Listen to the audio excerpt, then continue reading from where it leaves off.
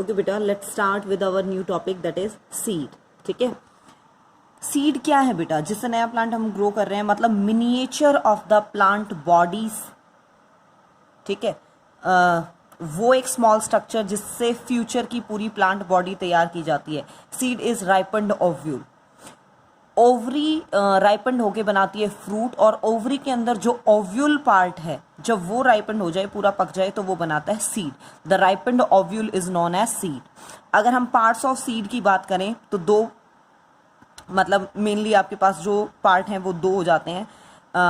One is the सी बेटा, जब हम बात कर रहे हैं पार्ट्स ऑफ सीड की, तो आप उसे स्पेसिफिकली दो पार्ट्स में भी डिवाइड कर सकते हो, और आप अलग अलग इन्हें डिवाइड करना चाहो तो तीन पार्ट्स में भी डिवाइड कर सकते हो. जैसे फर्स्ट है इनवॉल्क्योर.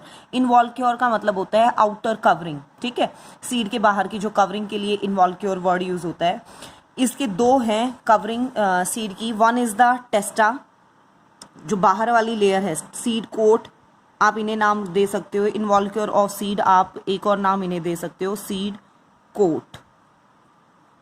ठीक है, बाहर वाली जो कवरिंग है that is known as testa, outer layer, और जो अंदर वाली लेयर है that is known as tegmen, inner layer of seed. ठीक है, फ्यूज टू फॉर्म, दोनों आपस में फ्यूज होके क्या बनाती हैं आपके पास? Seed coat. सेकेंड है आपके पास कॉटिलिडन. कॉटिलिडन का मतलब होता है रिजर्व फूड मटेरियल. ठीक है, स्टोर सीड के अंदर जो स्टोर्ड फूड है उसे नाम देंगे हम कॉटिलिडन. इसके बेसिस पे हम दो पार्ट्स में डिवाइड करते हैं. One is the monocotyledonous seed and other is the dicotyledonous seed.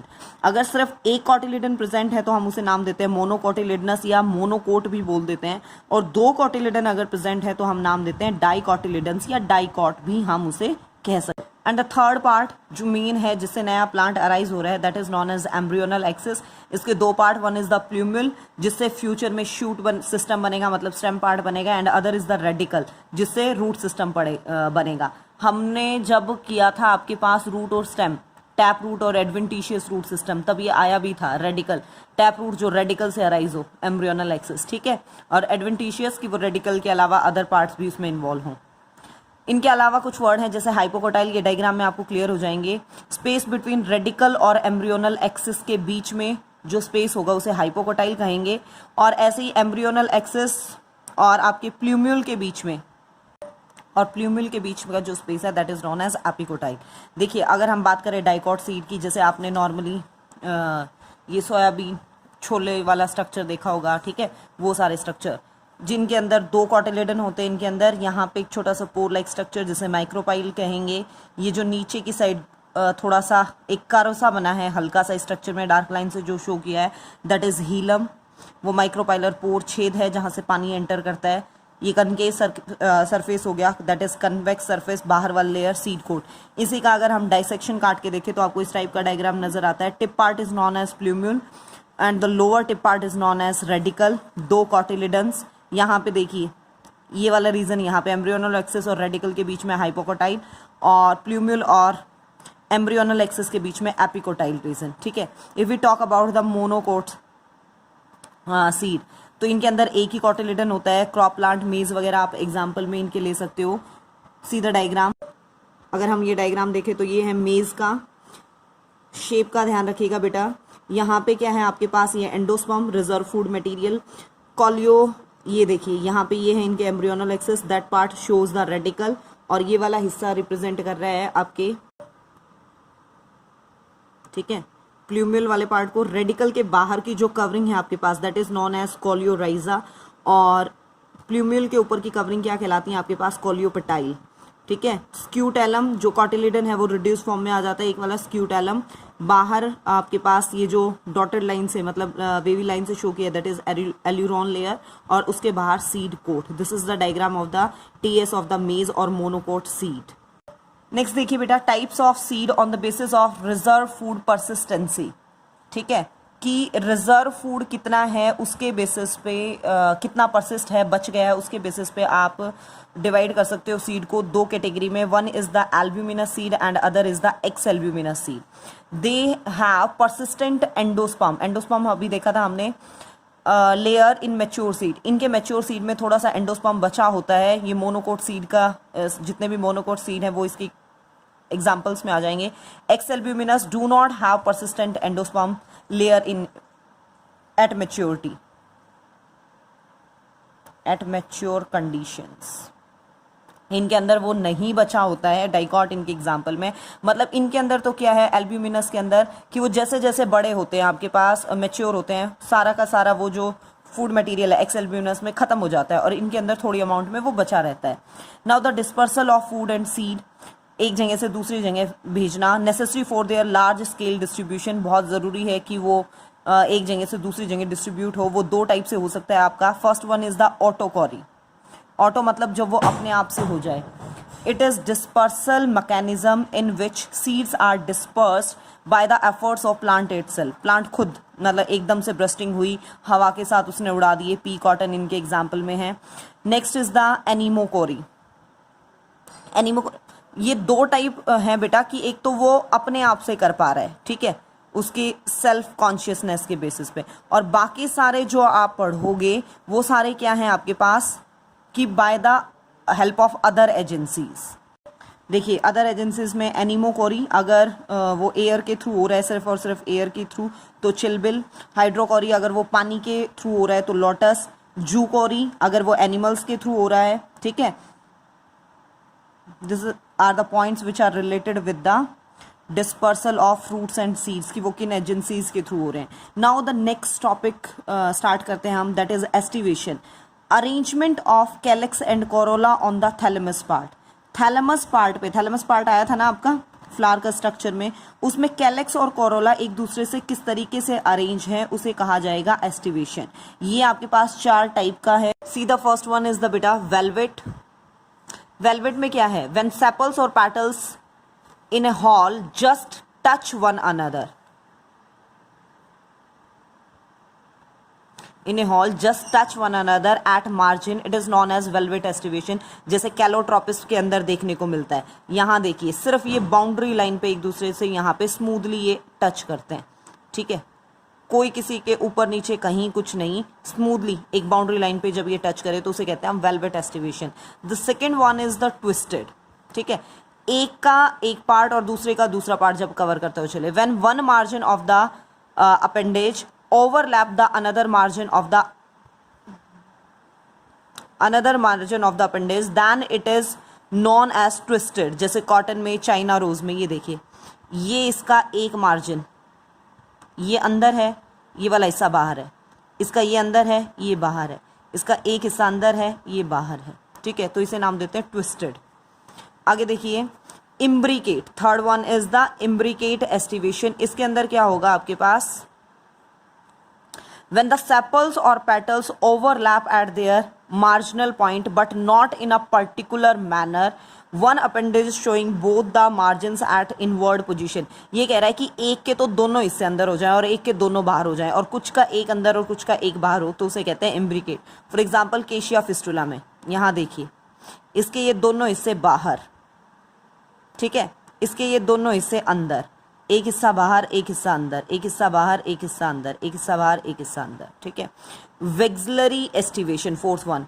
वेक्सलरी क्या है, इन सबसे बिल्कुल अलग है, इसमें 5 पेटल्स होंगी। The largest one is known as standard, ये देखिए सबसे बड़ी, it is known as standard. Overlap the 2 lateral wings, ये लेटरल विंग्स, ठीक है, which is there overlap the 2 small keel, ये ओवरलैप करती हैं इन स्मॉल कील्स को। ये पी में, बीन्स में वेक्सलरी एस्टिवेशन देखने को मिलता है। Now the next topic is the placentation. Placentation meaning क्या है, the arrangement of ovule with in the ovary, कि ओवरी के अंदर, ओवरी क्या है फ्यूचर में फ्रूट और ओव्यूल क्या है सीड, मतलब फ्रूट्स के अंदर सीड की अरेंजमेंट, ओवरी के अंदर ओव्यूल की अरेंजमेंट को हम क्या कहेंगे, प्लेसेंटेशन। ठीक है बेटा, आपके पास ये है, it can be divided into 5 types. First one is the marginal. In the marginal placentation, placenta is present as a ridge on the ventral suture and, जैसे आपने पी में देखा है, नॉर्मली हम पी को अगर खोले तो एक लाइन के ऊपर सारे वो मटर के दाने अरेंज होते हैं, उस अरेंजमेंट को कहते हैं मार्जिनल।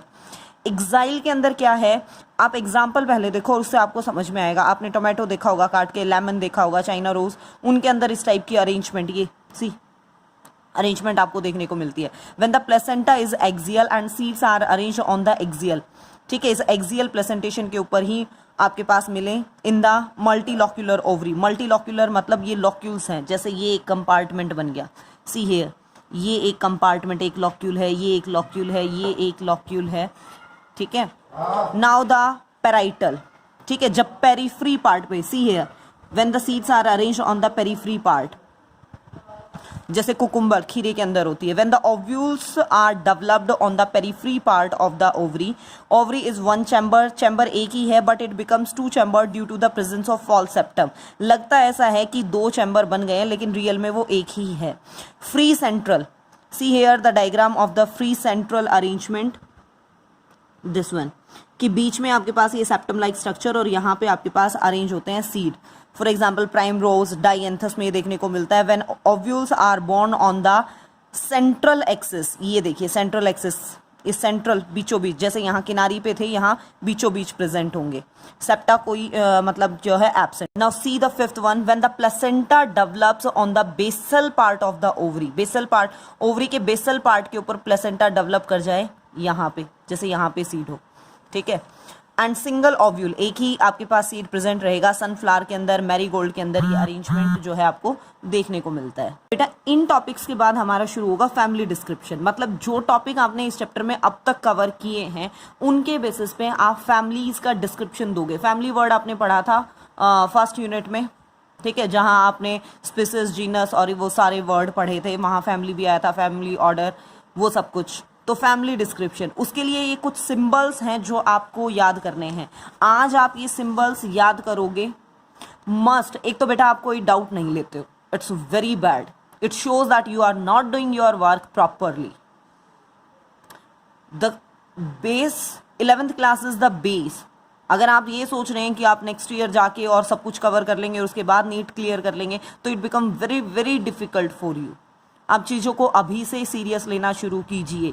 अगर आपको ये फैमिली डिस्क्रिप्शन के सिंबल्स याद हैं तो आपको फैमिली और इससे पहले वाले टॉपिक अगर याद है, क्योंकि वहाँ पे डायरेक्टली टर्म्स यूज होंगी, अगर आपको वो टर्म्स याद हैं, ये सिंबल्स याद हैं, तो आप फैमिली डिस्क्रिप्शन कर सकते हो, अदरवाइज कुछ समझ नहीं आएगा आपको। और एक डाउट लेना शुरू कीजिए। ऐसा नहीं हो सकता कि बच्चा काम करे और उसे कुछ भी डाउट ना हो। I am very disappointed with this. देखिए कैलेक्स को रिप्रेजेंट करते हैं के से, कोरोला को रिप्रेजेंट करते हैं सी से, ठीक है। ब्रैक्टिएट, नीचे ब्रैक्ट है या नहीं है फ्लावर के नीचे प्रोटेक्शन के लिए, तो बी आर, नहीं है तो ई बी आर। बाइसेक्सुअल के लिए सिंबल होता है ये सिंबल होता है मेल के लिए, ये होता है फीमेल के लिए। बाइसेक्सुअल मतलब दोनों प्रेजेंट है। यूनिसेक्सुअल में अगर मेल है तो ये सिंबल देंगे और फीमेल है तो ये सिंगल देंगे। जाइगोमॉर्फिक, कि आप एक कट डालो और फ्लावर दो इक्वल हिस्सों में टूट गया, ये एक कट डाला और फ्लावर दो इक्वल हिस्सों में टूट गया, जाइगोमॉर्फिक। एक्टिनोमॉर्फिक, आपने एक कट डाला, ठीक है, या तो इधर से लॉन्गिट्यूडनल या हॉरिजेंटल और फ्लावर इक्वल पार्ट्स में टूट गया, तो उसे कहेंगे हम एक्टिनोमॉर्फिक। एंड्रोशियम मेल पार्ट को रिप्रेजेंट करेंगे कैपिटल ए से। गाइनोशियम फीमेल पार्ट को रिप्रेजेंट करेंगे हम जी से, कैपिटल जी से। अगर आपके पास ओवरी सुपीरियर है तो जी के नीचे ये आप लाइन डालोगे। अगर ओवरी इंफीरियर है तो आप जी के ऊपर ये लाइन ड्रॉ करोगे।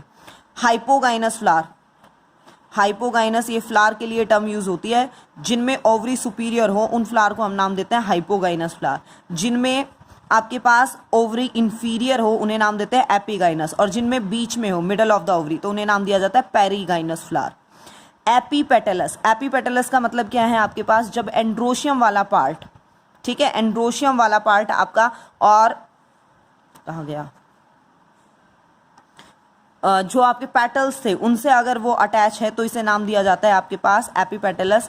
एपीपेटलॉइड, एपीपेटलॉइड टर्म यूज की जाती है पेरियंथ के लिए। These are the symbols that you have to learn must and start to ask the doubt. Perianth के लिए हम पी टर्म यूज करते हैं। इफ्यूज मतलब वो फ्यूज हैं आपके कैलेक्स और कोरोला।